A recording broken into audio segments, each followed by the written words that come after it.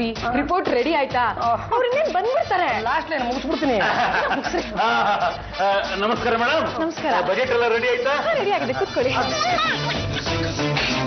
ಈ budget ready ಮಾಡೋದಕ್ಕೆ ನಿಮ್ಮನೆಯವ್ರು help ಮಾಡ್ತಾರೆ ಮೇಡಮ್ ನಿಮ್ಗೆ? ಛೇ ಅವ್ರಿಗೇನ್ ಗೊತ್ತಾಗುತ್ತೆ ಮಣ್ಣು. ನಾನೇನಾದ್ರೂ ಮಿನಿಸ್ಟರ್ ಆದ್ರೆ ಇವರೇ ನನ್ನ PA. ಆಗ ನನ್ನ ಪ್ರಾಜೆಕ್ಟ್ಸ್ ಎಲ್ಲ ಇವರೇ ಪ್ರೆಸೆಂಟ್ ಮಾಡ್ತಾರೆ. ಈ ಬಜೆಟ್ ಅಲ್ಲಿ ಏನೇನು ಹೈಲೈಟ್ ಇದೆ ಅಂತ ಹೇಳ್ತೀರಾ? ಇಂಥದ್ದು ಅಂತಲ್ಲ ಸರ್, ಇದನ್ನೆಲ್ಲ ಹೈಲೈಟ್ ಮಾಡಕ್ ಬಿಡ್ತೀನಿ ಒಂದು ಅರ್ಧ ಸೆಕೆಂಡ್. ಅದನ್ನ ನೋಡಿ ಸರ್, ಈ ನಮ್ಮ ದೇಶದಲ್ಲಿ ಒಂದು ಕಡೆ ಭ್ರಷ್ಟಾಚಾರ, ಮತ್ತೊಂದು ಕಡೆ ಈ ಸೋಂಬೇರಿತನ ಅನ್ನೋದು ತಾಂಡವ ಆಡ್ತಾ ಇದೆ ಸರ್. ಒಬ್ಬ ನಗರ ಪ್ರದೇಶದ ವ್ಯಕ್ತಿ ತಿಂಗಳಿಗೆ ಕೇವಲ 3,920 ರೂಪಾಯಿಗಳನ್ನು ಸಾಧನೆ ಮಾಡಿದ್ದೆ ಆದಲ್ಲಿ ಒಂದು ತಿಂಗಳ ಮಟ್ಟಿಗೆ ಅವನು ಮತ್ತು ಅವನ ಕುಟುಂಬ ಸುಖಕರವಾಗಿ ಜೀವನವನ್ನು ನಡೆಸಬಹುದು. ಅದೇ ತಾತ್ಪರ್ಯಗಳನ್ನ ಇವರು ಆ ಡ್ರಾಫ್ಟ್ ಮೂಲಕ ಬಿಂಬಿಸ್ಲಿಕ್ಕೆ ಅಂತ ಹೊರಟಿದ್ದಾರೆ. ಸಹಾಯ ಮಾಡಿ, ಇವ್ರನ್ನ ಸಚಿವರನ್ನು ಮಾಡಿ. ಡ್ರಾಫ್ಟ್ ತುಂಬಾ ಚೆನ್ನಾಗಿದೆ. ಇದನ್ನ ನಮ್ಮ ಪಾರ್ಟಿ ಮೀಟಿಂಗ್ ಅಲ್ಲಿ ಇಡ್ತೀನಿ. ಇವತ್ತು ಸಂಜೆ ನಮ್ಮ ಪಾರ್ಟಿ ಆಫೀಸಿಗೆ ಬನ್ನಿ. ಪಾರ್ಟಿ ಆಫೀಸ್ಗ ಯಾಕೆ? ನಿಮಗೆ ನಮ್ಮ ಪ್ರಾಥಮಿಕ ಸದಸ್ಯತ್ವವನ್ನು ಕೊಟ್ಟು ನಿಮ್ಮನ್ನ ಯೂತ್ ಲೀಡರ್ ಮಾಡ್ತೀವಿ. ಜೂನಿಯರ್ ರಮ್ಯ ನೋಡಿ ಮೇಡಮ್ ಅವರೇ, ನಮ್ಮನ್ನ ರಾಜಕಾರಣಿ ರಾಜೇಂದ್ರನ್ ಕಳಿಸ್ಕೊಟ್ಟಿದ್ದಾರೆ. ನೀವು ಸರ್ಕಾರಕ್ಕೆ ರಿಪೋರ್ಟ್ ಕಳಿಸ್ತಿದ್ದಿರಲ್ಲ, ಆ ರಿಪೋರ್ಟ್ ಸಂಬಂಧಪಟ್ಟ ಹಾಗೆ ಪ್ರಾಕ್ಟಿಕಲ್ ಆಗಿ ಚೆಕ್ ಮಾಡೋದಕ್ಕೆ ಬಂದಿದ್ದೀವಿ. ಅಂದ್ರೆ ಈಗ ನಿಮ್ಮನೆ ಎಲ್ಲಾ ದಿನಸಿ ಪದಾರ್ಥಗಳು, passbook, cheque book, credit card, debit card, mobiles, ಹಾಗೆ ನೀವು ಮೈ ಮೇಲೆ ಹಾಕೊಂಡಿರೋ ಒಡವೆಗಳು, ಲಾಕರ್ ಅಲ್ಲಿ ಇಟ್ಟಿರೋ ಒಡವೆಗಳನ್ನೆಲ್ಲ ಸೇರಿಸಿ ಒಂದು ರೂಮಲ್ಲಿ ಇಟ್ಟು ಬೀಗ ಹಾಕಿ ಸೀಲ. ಅದು ನೋಡಿ ಸರ್ಕಾರದವ್ರೆ, ನೀವೇನೋ ಬೀಗ ಹಾಕಬಿಡ್ತೀರಾ, ಆಮೇಲೆ ನಾವು ಮನೆ ಮಂದಿ ಎಲ್ಲ ವಾಟಿಗೆ ಕಾರಣ ಕೊಲ್ಲು ಮಣ್ಣು. ಅಲ್ಲಿಗೆ ಬರ್ತೀನಿ. ಮೇಡಮ್ ಕಳಿಸಿರೋ ರಿಪೋರ್ಟ್ ನ 120ನೇ ಪೇಜ್ ನಲ್ಲಿ ಒಂದು ಕುಟುಂಬ ಒಂದು ತಿಂಗಳಲ್ಲಿ 3,920 ರೂಪಾಯಿನಲ್ಲಿ ಸುಖವಾಗಿ ಸಂಸಾರ ಮಾಡಬಹುದು ಅಂತ ಇದೆ. ರಿಪೋರ್ಟ್ ಅವರೇ ಕೊಟ್ಟಿರೋದ್ರಿಂದ ಅಷ್ಟು ಕಡಿಮೆ ದುಡ್ಡಲ್ಲಿ ಒಂದು ತಿಂಗಳು ಜೀವನ ಮಾಡೋದಕ್ಕೆ ಸಾಧ್ಯನಾ ಅನ್ನೋದನ್ನ ಅವರಾಗೆ ನಿರೂಪ ತೋರಿಸಿದ್ರೆ ರಿಪೋರ್ಟ್ ಬಗ್ಗೆ ಜನಗಳಿಗೆ ನಂಬಿಕೆ ಬರುತ್ತೆ. ಹಾಗಂತ ನಾವೇ ನಿಮಗೆ 3,920 ರೂಪಾಯಿ ಕೊಡೋದಿಲ್ಲ, 4,00,000 ರೂಪಾಯಿ ಕೊಡ್ತೀವಿ. ನಿಮ್ಗೆ ಸ್ವಂತ ಮನೆ ಇರೋದ್ರಿಂದ ಬಾಕಿ ದುಡ್ಡು ಉಳಿಯುತ್ತೆ. ಇವತ್ತಿಂದ ಹೊಸ ಸಂಸಾರ ನಡೆಸೋರಿ ಎಲ್ಲಾ ಪದಾರ್ಥಗಳನ್ನು ಕೊಂಡುಕೊಂಡು ಒಂದು ತಿಂಗಳು ಜೀವನ ಮಾಡಿ ತೋರಿಸ್ಬೇಕು. ಆದ್ರೆ ಪ್ರತಿಯೊಂದಕ್ಕೂ ಬಿಲ್ ಇರಬೇಕು. ನಾವು ಆಗಾಗ್ಗೆ ಬಂದು ಚೆಕ್ ಮಾಡ್ಕೊಂಡು ಹೋಗ್ತಾ ಇರ್ತೀವಿ. ಆ ಥರ ಮಾಡೋದ್ರಿಂದ ನಮ್ಗೇನು ಪ್ರಯೋಜನ? ನೀವು ಸುಲಭವಾಗಿ ಎಲೆಕ್ಷನ್ ಅಲ್ಲಿ ಗೆದ್ದು ಫೈನಾನ್ಸ್ ಮಿನಿಸ್ಟರ್. ಉದಾಹರಣೆಗೆ ಒಂದು ಕುಟುಂಬಕ್ಕೆ ತಿಂಗಳಿಗೆ 3,920 ರೂಪಾಯಿ ಕೊಡಲಾಗುವುದು.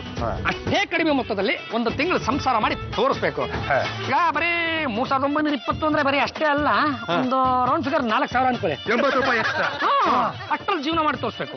ಆ ತರ ನಾನು ಸರ್ಕಾರಕ್ಕೆ ಮಾಡಿ ತೋರಿಸಿದಲ್ಲಿ ಅದನ್ನೇ ಎಲ್ಲ ಜನಗಳಿಗೆ ಇಂಪ್ಲಿಮೆಂಟ್ ಮಾಡ್ತೀನಿ ಅಂತ ಹೇಳಿದ್ರೆ ಅದು ಹೇಗೆ ಅಂತ ಏನು ಅರ್ಥನೇ ಆಗ್ತಿಲ್ಲ, ತಲೆ ಕಟ್ಕೊಂಡಿದ್ದೀನಿ. ಸಿಂಪಲ್ ನೋಡಿ. ನಿಮ್ಮ ಹೆಸರು? ಪಾಂಡ್ರಂಗ ಗಡ್ಡಿಗಿಲಿ. ನಾನು ಆನಂದ. ನಿತ್ಯಾನಂದ್ರೆ ಅಲ್ಲ, ರಮಾನಂದ. ನೋಡಿ, ಸಿಂಪಲ್ ಆಗಿ ನನ್ನ ಐಡಿಯಾನ ನೀವು ಬಿಟ್ಟಿಯಾಗಿ ತಗೋಬಿಟ್ರೆ ಸಿಂಪಲ್ ಆಗಿ ಜೀವನ ಹೆಂಗ್ ಮಾಡೋದು ಅಂತ ನಾನು ಹೇಳ್ಕೊಡ್ತೀನಿ. ಅದೊಂದು ಮಾತೃಶ್ರೀ ರಂಗಮ್ಮನವ್ರೆ, ತಿಂಗಳಿಗೆ ಆಗೋಷ್ಟು ರೇಷನ್ ಅಂತ ತಂದ್ಬಿಡಿದ್ವಿ. ಇದೇ ಅಂದ್ಬಿಟ್ಟು ಒಳ್ಳೆ ಇಲಿ ಅಗಳ ತರ ನೀವೇ ಒಳಗಳನ್ನು ತುಂಬಿಸ್ಕೊಂಡ್ಬಿಡಿ. ಈ ಕ್ಷಣದಿಂದ ಈ ನನ್ನ ಮನೆಯಲ್ಲಿ ಗ್ಯಾಸ್ ಮತ್ತು ಸ್ಟವ್ಗಳನ್ನು ಹಚ್ಚೋದಕ್ಕೆ ಹೋಗ್ಬೇಡಿ. 3 ಕಲ್ಲುಗಳನ್ನು ತಂದಿದ್ದೀನಿ, ಅದನ್ನ ಇಟ್ಬಿಟ್ಟು ಒಲೆ ಓಡಿ ಒಲೆನಲ್ಲೇ ಎಲ್ಲರಿಗೂ ಬೇಯಿಸ್ಬಿಟ್ಟು ಹಾಕಿ. ಇದಕ್ಕೆಲ್ಲ 3,000 ಆಯ್ತಾ?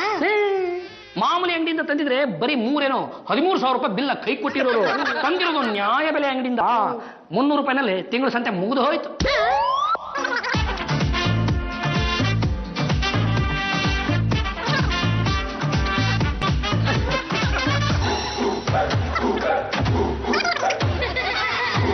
ಪರವಾಗಿಲ್ಲ ಮೇಡಮ್ನವರೇ, 4,000 ರೂಪಾಯಿನಲ್ಲಿ ಇಡೀ ತಿಂಗಳು ಜೀವನ ಮಾಡಿ ತೋರಿಸ್ಬಿಟ್ರಲ್ಲ ಸರ್. ಆದ್ರೆ ವಾಸ್ತವನೇ ಬೇರೆ ಇದೆ. ಇವ್ರು ಎಷ್ಟು ಕೊಟ್ಟರು ಅಷ್ಟು ಬೆಲೆಗೆ ಬಿಲ್ ತರದೆ ಕಡಿಮೆ ಬೆಲೆಗೆ ಬಿಲ್ ಹಾಕ್ಸ್ಕೊಂಡ್ ಬಂದಿದ್ದಾರೆ. ಹೌದು ಸರ್, ಎಲ್ಲ ಫೇಕ್ ಬಿಲ್ಸು ನೋಡಿ.